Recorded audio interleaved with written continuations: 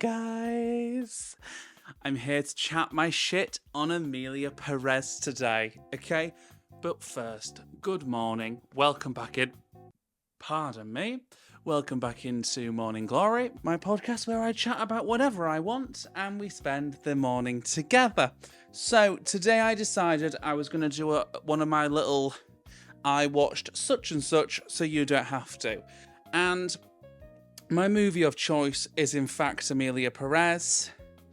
Now I'm sure if you exist somewhat on the internet, you might have heard of Emilia Perez and maybe some of the controversy surrounding the movie, okay? Now I'd been seeing all the controversy, seeing all the opinions floating around, and not really knowing obviously what people were referencing because I'd not seen the movie. So this morning I decided I was going to lay in bed with my coffee, watch the movie, and then I could relay my thoughts, opinions, and we can go through obviously the plot and everything together.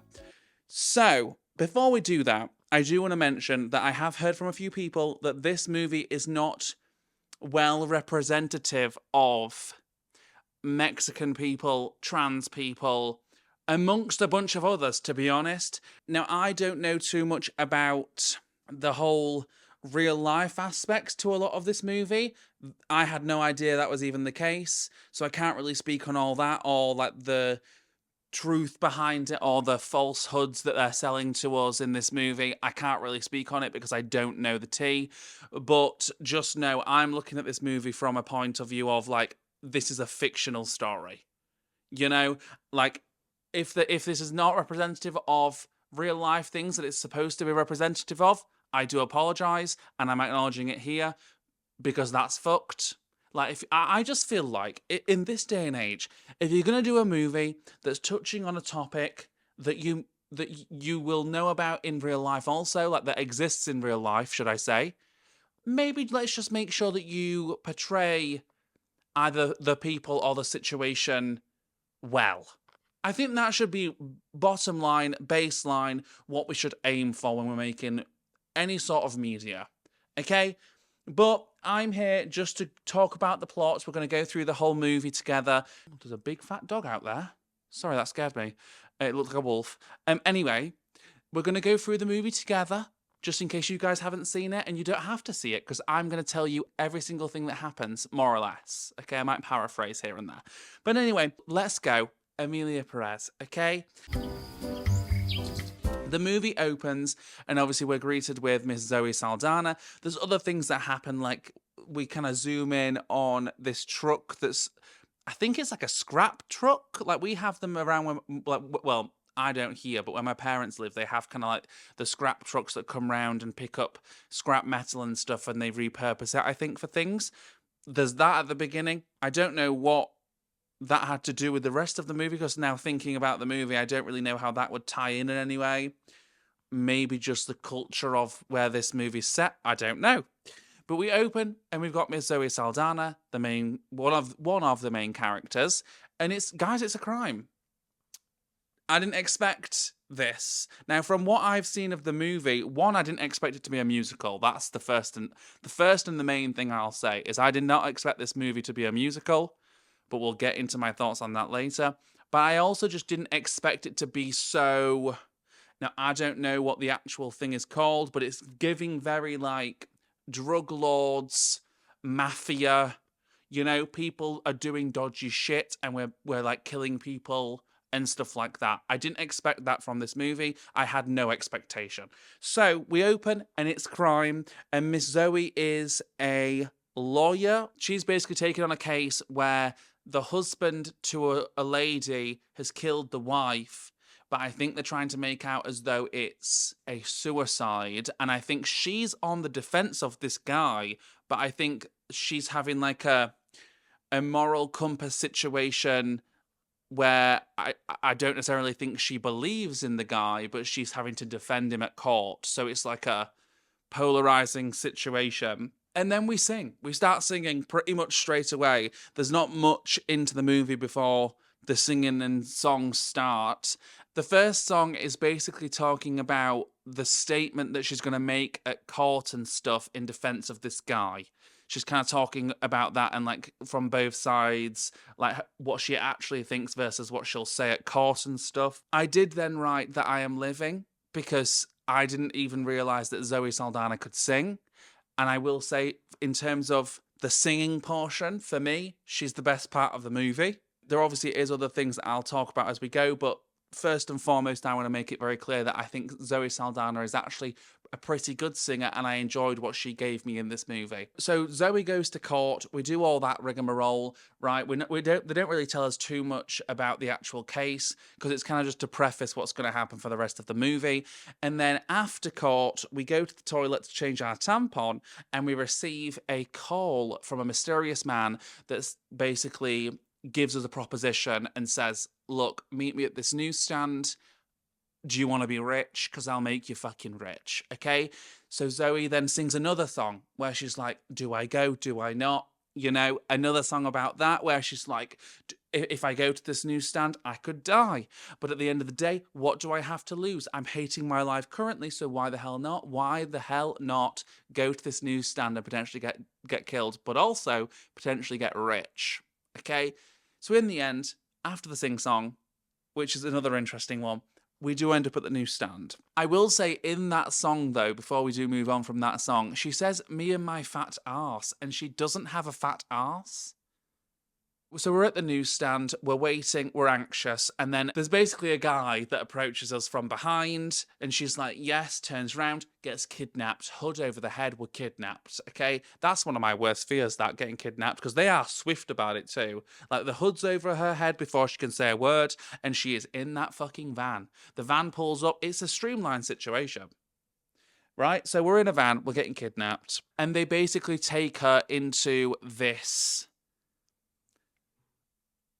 complex with a lot of dodgy people in. I know there is a word for it that people have like messaged me about in terms of the movie. Let me see if I can find it before we move on, because it might help. So someone messaged me and said something to do with narcos. Now I don't know whether that's a specific group of people or whether that's like the whole, you know, the whole situation, but she basically gets taken to this really dodgy place with these dodgy people doing dodgy things. And then we meet this man.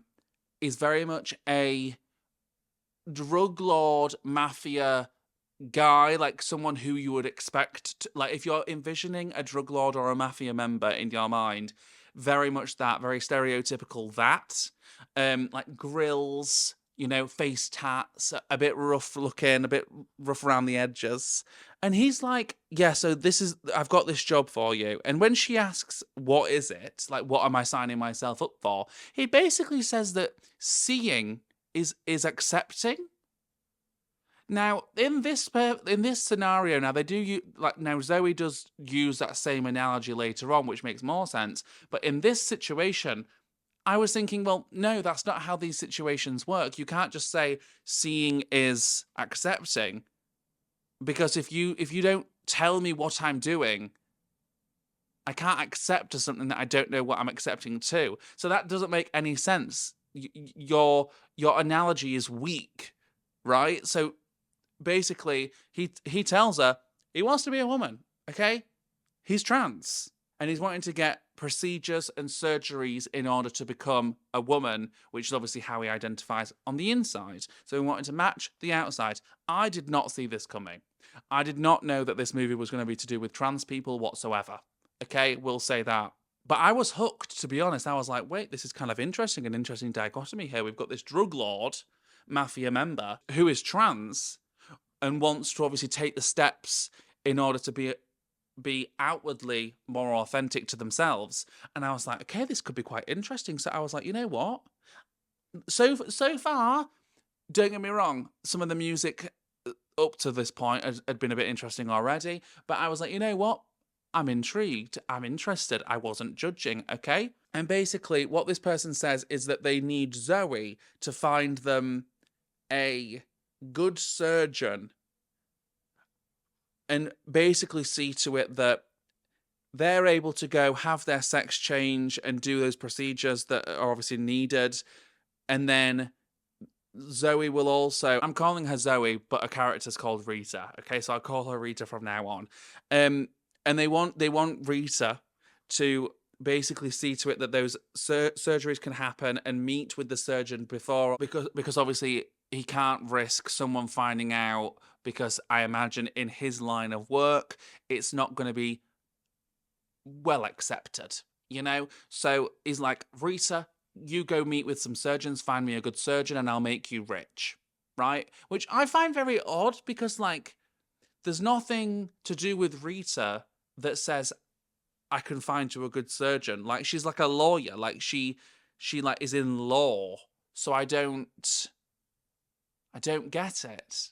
Like, that was my first question mark. I was like, why wouldn't they just make her profession a little bit different? Like, if she worked in, like, the medical industry, then I could maybe see it, but it just didn't make any sense. I think the way they were going with it was that obviously, like, her job is kind of like persuading and making people see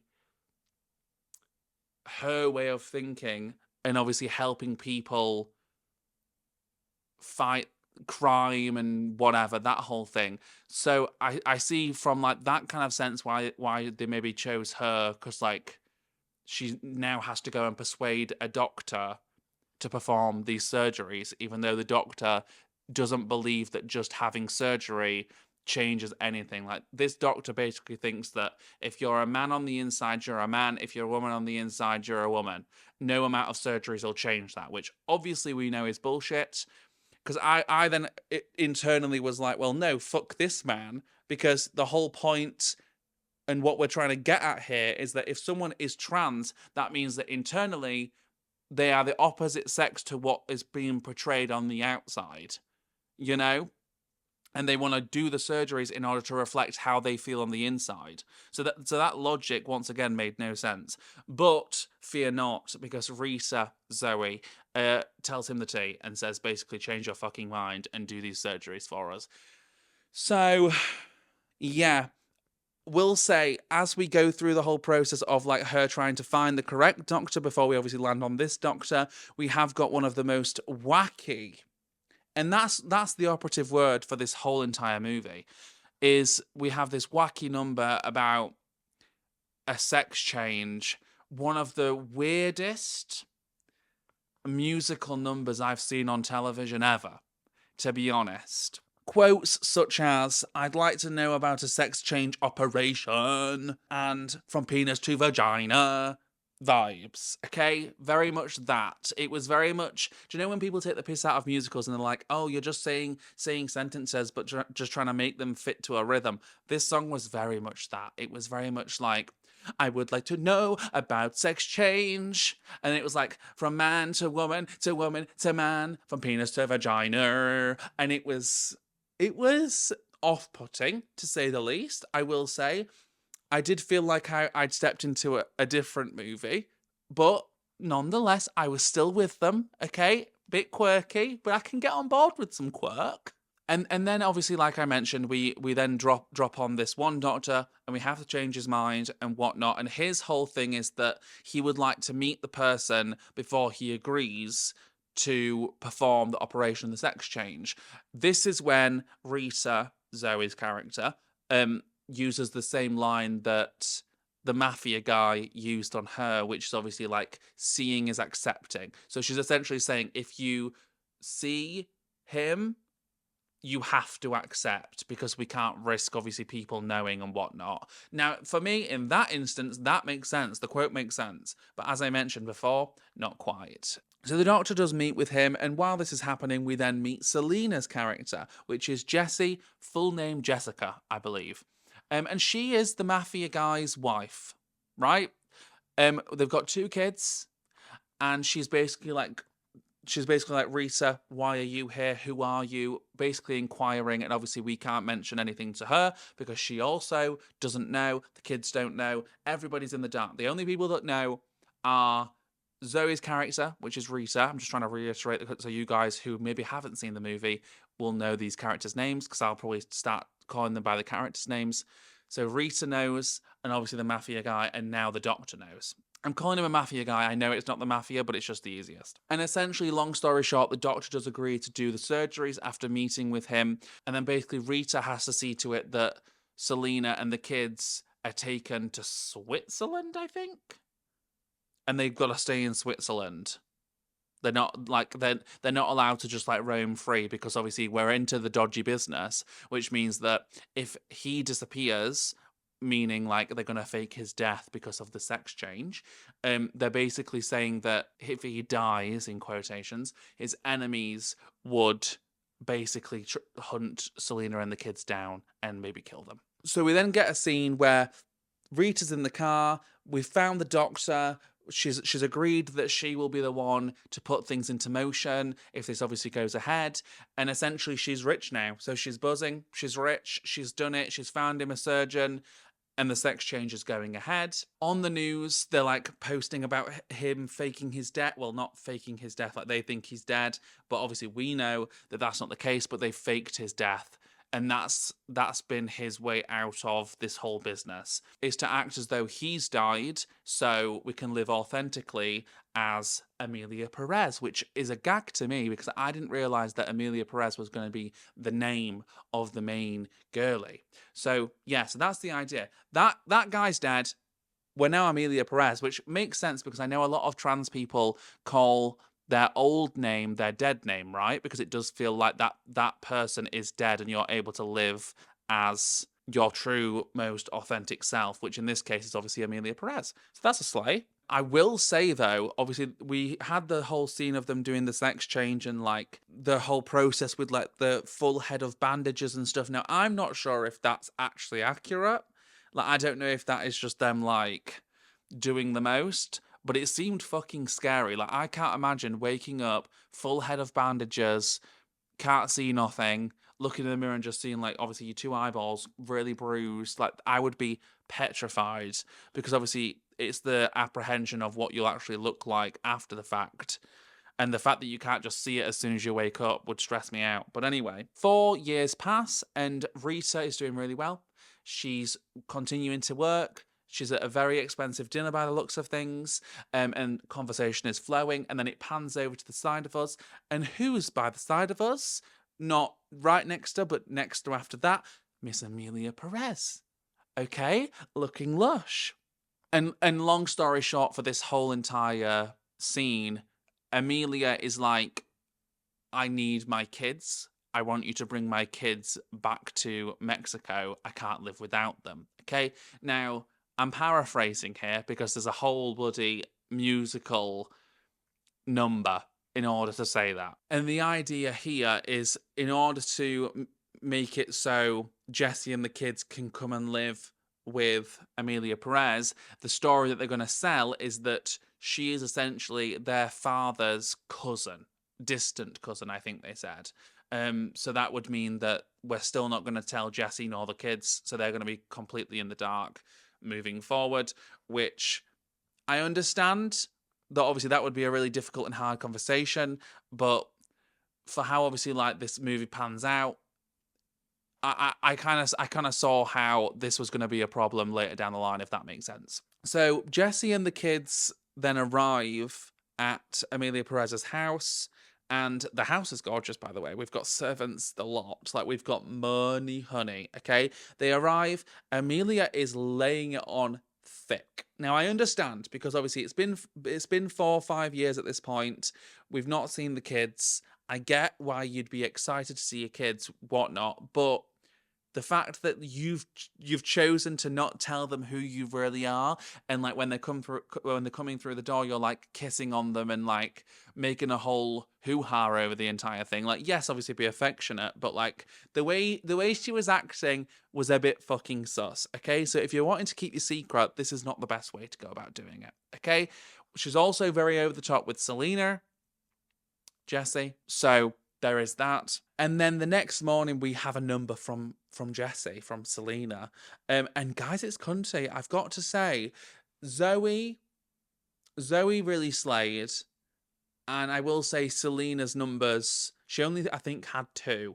Both of hers I relatively enjoyed. The second one of hers I definitely enjoyed more than the first, but the first one was still, like, I didn't hate it in, like, the layout of the movie. Like, it made sense. Like, there's some that felt very out of place and random, like the one at the dinner party when we first, like, met each other, and obviously, like, Rita was gagged. Yeah, that one felt very much out of place, and other ones have also, like the whole sex change one felt very random. But I will say, Selena's numbers, I do enjoy them also. So we get a number from Selena. She's pissed. She's mad about the fact that obviously she's had to live in hiding for a while, obviously not by choice. So I can totally understand why she'd be pissed off, because I also would be, because she's essentially having to live her life for somebody else, even though, to her knowledge, that person is no longer alive. So it's pretty fucked that this person has affected their whole family's life, right? So I can understand the anger, I can understand the frustration. She's then talking on the phone, guys, to Gustavo, and she says, "My pussy still hurts when I think of you." Now, I don't know that much about vaginas, okay? I've got a few sisters, I know a few bits about vaginas, and like I've had my own female experiences, but I don't know if the punani's meant to hurt afterwards, but I guess if you've got a huge PP, then maybe that would be the case. But boy, oh boy. Like, is that, like, question for the audience, is that actually a thing that occurs, like, maybe after having sex with a well-endowed man? Like, the next day, are you, like, hurting down there? Actually, yeah, no, you know what? I imagine you can do, because I know the bumhole can sometimes hurt. You know, not to talk about booty holes and pum-pums, but yeah. So actually, yeah, no, I imagine it is, because it has to stretch. You know, it's not gaping already. You know what? We're gonna move on. But I thought that was wild that she said that my pussy is still hurting just thinking about you. Crazy line, wild.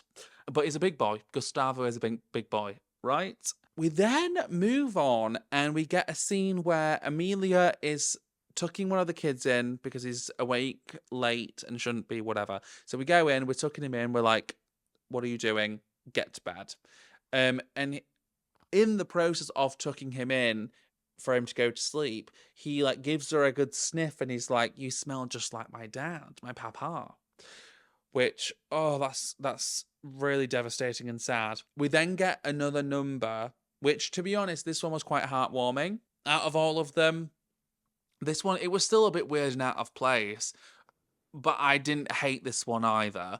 It was basically the boy just kind of explaining how she smells when she puts on perfume versus how his father used to smell.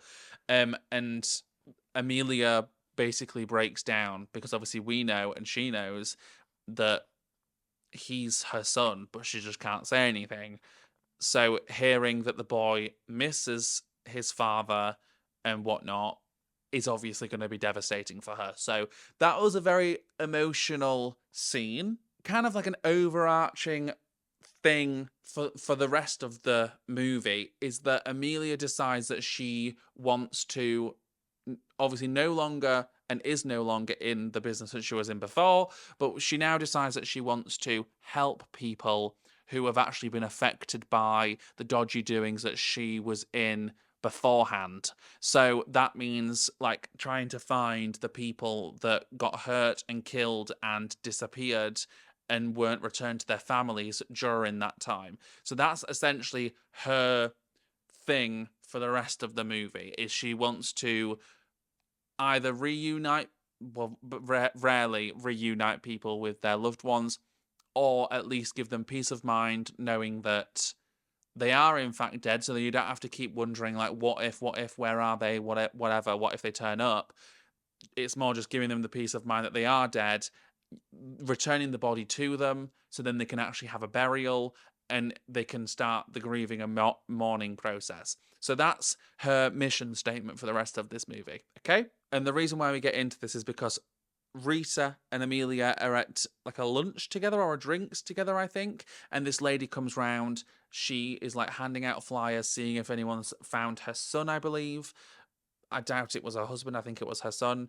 And Emilia is pretty sure, and Rita is pretty sure, that this is probably a person that was killed during the dodgy doings from prior to the change. So that's kind of what spurred this whole thing on, and we essentially start off by finding this lady's husband and returning the body to her so then he can have a proper burial, etc. I do just want to point out though, from this moment on, I was very much like, I can kind of see where this is going. This is getting a bit dodgy because we're not necessarily getting back into that line of work, but you're kind of dipping your toe back in. So, like, you're going to be encountering some people that were kind of around the same time doing the same stuff. Like prisoners, for example, Rita was having to go talk to prisoners, question them, and persuade them to obviously give up the location of like the bodies and whatnot. So from this point on, I was a bit like, this is not going to end well, and I can kind of tell why. So yeah, I also will say from this point on, the singing parts really became irritating. Okay, for me there was just way too many. This movie did not need to be a musical. I'll point that out right now. I was going to save this till the end, but in my opinion, this movie did not need to be a musical. The story was interesting enough to just be a normal movie with normal talking. Little things here and there I got, but for the most part, like a lot of the music parts were just really abrupt and really off-putting and weird, and didn't help the story along in like a productive way. Like it just seemed like we were lingering too much on a certain issue, and then we just like move on, and then we're stopping again and like having a whole. It felt just it. I think what the thing for me was it fucked with the pacing a little bit of the movie, and the reason why I'm saying that is because around this point in the movie we have a number where all the victims or all the families of the victims of these people are like singing not well about how like the reasons why they want to be reunited with their family, and I just don't feel like that was something that we needed to hear. Like I think it's pretty clear and self-explanatory why they'd want closure. You know, it just didn't make sense to me. But anyway, we then are back with Emilia and Jesse comes back in from a like little night out. We can assume with Gustavo. And Emilia asks Jesse what life was like with her husband, obviously inquiring about themselves, which I think is sneaky. Like I don't like that we're inquiring about how you acted, but I guess it does mean that we're able to kind of like see how our actions actually affected those around us when maybe she didn't know beforehand. So yeah, so she asked Jesse how life was with the husband, and she kind of explains that like it was pretty fucking tough. And in actual fact, she actually confesses to cheating on Emilia, which obviously pricked Emilia's ears up. And obviously, Emilia, being the person that she cheated on, was like, well, who did you cheat with? And in my brain, I was like, well, if she found out, then she'd probably kill them. But Jesse's like, nope, I'm not telling you. Like, did you not know your cousin at all? Like, I don't understand why you're asking me all these questions. Like, he's literally your cousin. I'm sure you knew the kind of person he was. Basically shutting the conversation down, which, you know what, valid, because we were prying a lot. And Emilia basically says, did you ever, like, think about running off and like being with Gustavo, whatever. To which Selena's like, no, because realistically, wherever we'd go, he'd find us, meaning Emilia beforehand. He'd find us and probably cut us into pieces and feed us to dogs. So yeah, you can understand how that situation's not the healthiest, and why she maybe would have been apprehensive to leave, whether that be like to have an affair slash move on with somebody else, or just leave in general. I imagine that's a difficult situation to remove yourself from. They have like a gala, and then there's like another number at the gala. Now, Zoe once again still kind of slayed this one, but Emilia can't sing. Emilia cannot sing. She did not need to be singing. She was ruining the number for me. It was off pitch, off key, and not good. Okay, so we get another number. Meh. It's not fun. It's not my favourite, but Zoe still does kind of slay. And then, guys, now the plot does really thicken here, which once again I did not see coming. So Emilia then meets with a lady called Miss Flores, who is a lady who has a missing husband, from what I can tell, or boyfriend. And we're shown her basically opening a knife, like a switchblade, in her purse and putting it back in before she goes in to meet with Emilia. So I'm like, fuck, is she going to try and kill Emilia? But no. She's basically informed that her husband is dead. And she's relieved. She's like, thank fuck, he used to hurt me, he used to grape me, amongst other things. Another really bad person and a very, very toxic relationship. So she's relieved. She tells Emilia, you know what, look, like, if he was here, because she thought he was going to be at the facility that she went to meet Emilia at, she was like, I would have killed him. That's why she had the knife. Emilia takes a liking to Miss Flores, right? She then whips out a gun, shows her that she had a gun. She's always prepared. They're both always prepared. And then, guys, we get romantic. Emilia's like, can I see you again? Miss Flores is like, sure. And then cut to, like, them being in love, essentially. So Emilia's now in love with Miss Flores. Once again, we get another number that is just Emilia, and she's gotta stop singing because it's, once again, not good. But the song is essentially about her being in love with Miss Flores. So there we are. Then back with Jessie. Now, she was out with Gustavo again. This is where we get that other number that I said I do prefer. Very much them singing like karaoke vibes, but it's a beautiful song. I do enjoy that number. Like, those little things make sense because, like, Selena's a singer anyway, so it feels fitting. And, like, them being out singing at karaoke, that can fit in the story. The random numbers that kind of take you out of it don't really fit, in my opinion. And essentially, Jessie comes back and is like, me and Gustavo are getting married. Tells this to Emilia.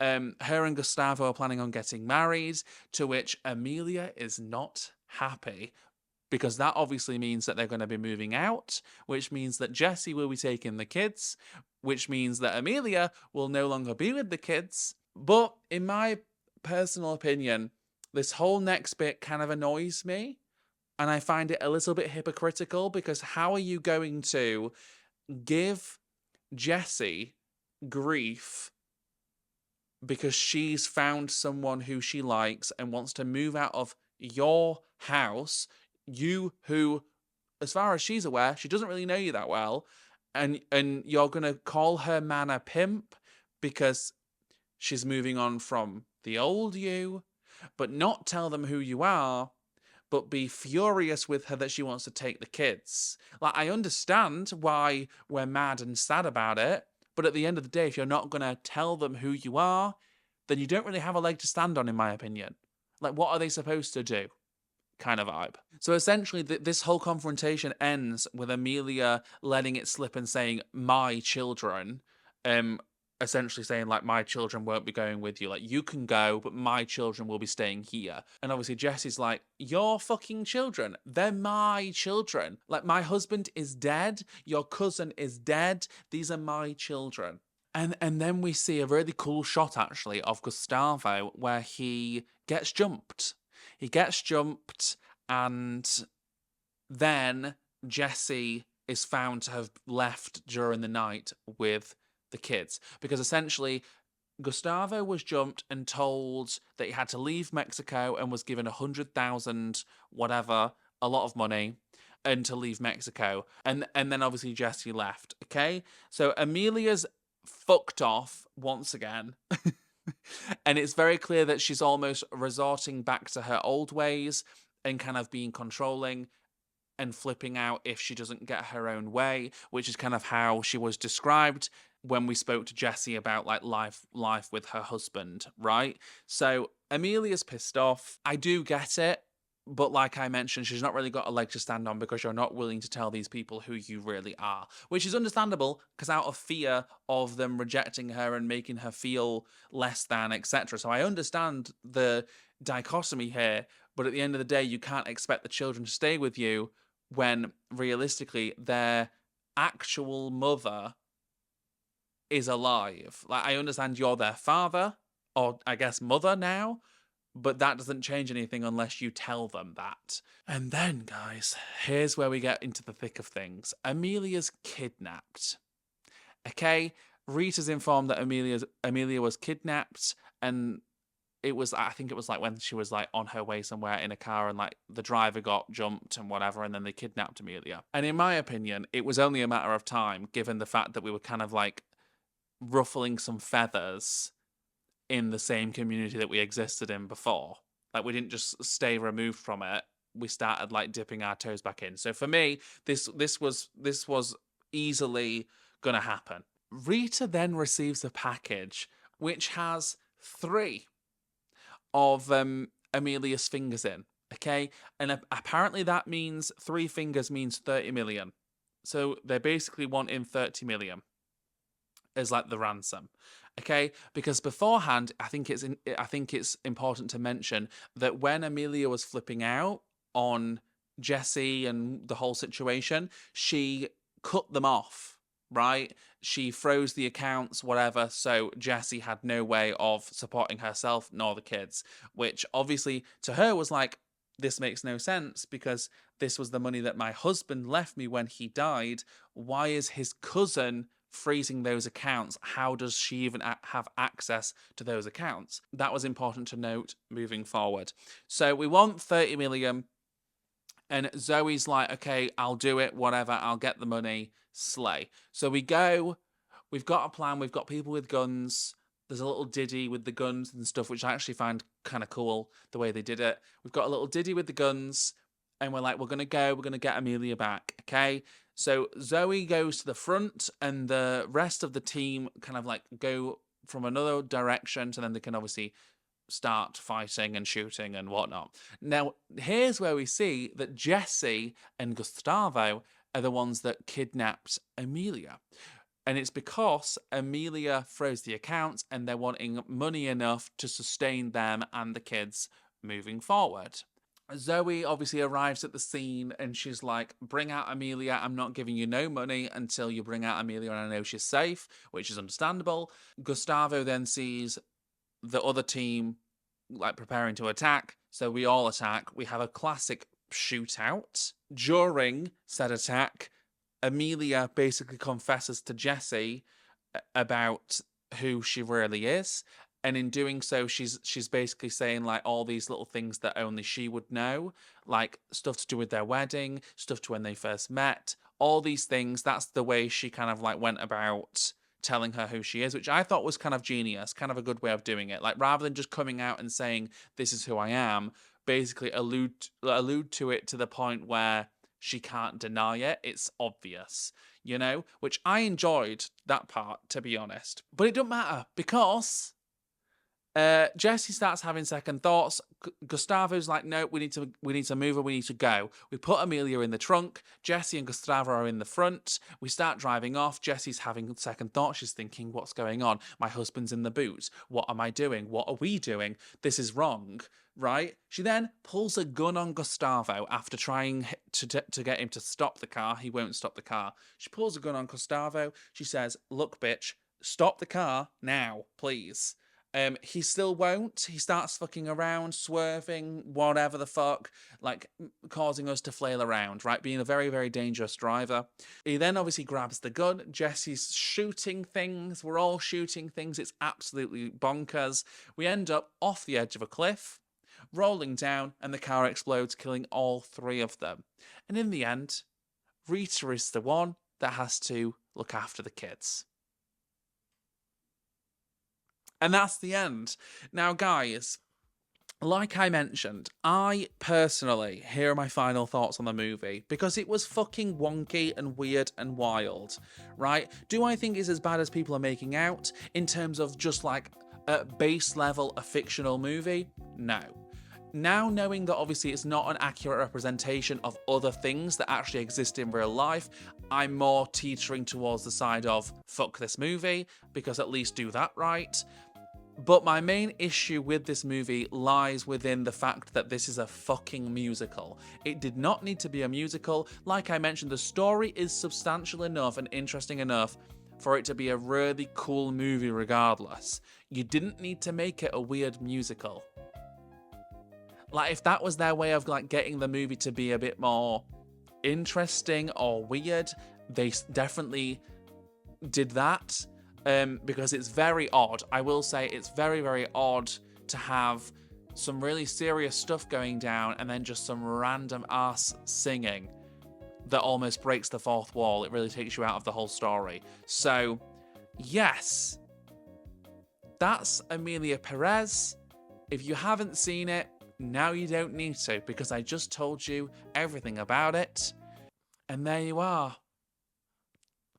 it's not a movie I'd watch again, put it that way. And I also will say, final point, is this movie should not have beat out Wicked for whatever award that was. Absolutely not. Not a chance in goddamn hell is that how that should have gone. Wicked is far superior to this movie. Okay? With that said, I'm going to leave it here. I'm going to leave you guys for another week. I'll see you in 2 weeks with something else, and I love you lots. Please be sure to give me a 5-star review if you're listening on Apple Podcasts, Spotify, or Google Podcasts. And if you're watching this on the second channel, please like and subscribe, and let me know your thoughts down below in the comments. But until next time, goodbye. Oh, and leave me your thoughts on Emilia Perez down in the comments too if you're on the second channel. Okay, goodbye.